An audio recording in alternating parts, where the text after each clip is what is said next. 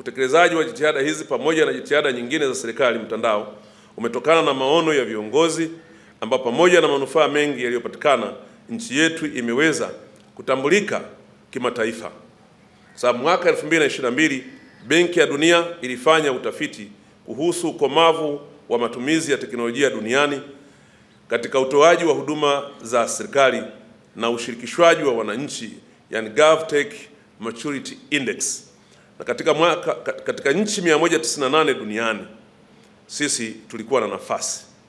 Lakini ripoti ya utafiti huo ilitolewa Machi mwaka 2023 na ilibainisha kuwa Tanzania imefanikiwa kupata daraja la kutoka kundi B hadi kundi A na kushika nafasi ya 26 duniani.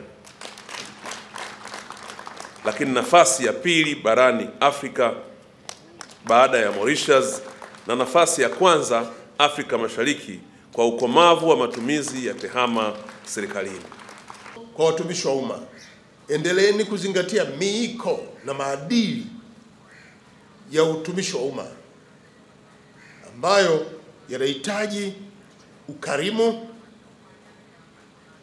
kuwapokea wananchi, kuwasikiliza wananchi na kuwahudumia ipasavyo. Na unapompokea na kumsikiliza na kutaka kumhudumia, anaweza kuja kuwa na tatizo ambalo wewe unayepokea na kuuliza halikugusi.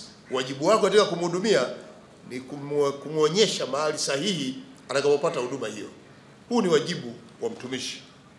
Lakini tunapofanya haya, lazima tuzingatie sera ya nchi, sheria, kanuni na miongozo iliyopo ndani ya idara inayohusika katika kutoa huduma kwa watu wetu.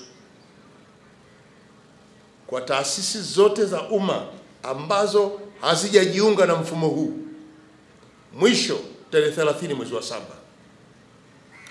wote ambao mmeshaingia pale GovESB. Huu ni msisitizo ulitolewa na Mheshimiwa Rais pindi IGA utakapokamilisha kila mmoja apeleke mfumo. Idadi ya taasisi ambazo zimeunganishwa ni chache ukilinganisha taasisi tulizonazo ndani ya serikali. Hakuna gharama, utakiwi kupanga budget, utakiwi kusafiri kwenda popote. IGA wako Dodoma, wewe uko Dodoma, nenda muhakikishe mnajiunga kwenye mfumo, mwanze kuzungumza na wenzenu wawaone. Kwa taasisi zote za umma ambazo zenye mifumo na zinaendelea kubuni mifumo, zihakikisha kuwa mifumo hiyo inasomana na uwezo kubadilishana taarifa kupitia mfumo huo, ili twende kwenye gurudumu moja la kuboresha huduma ndani ya serikali yetu. Mamlaka ya serikali mtandao IGA, hakikisheni kwamba mifumo iliyounganishwa inaendelea na majukumu yake ya kubadilishana taarifa. Lakini pia kila anayeingia jiridhishe kwa anaweza kuwasiliana na wengine wote walioko huko ndani.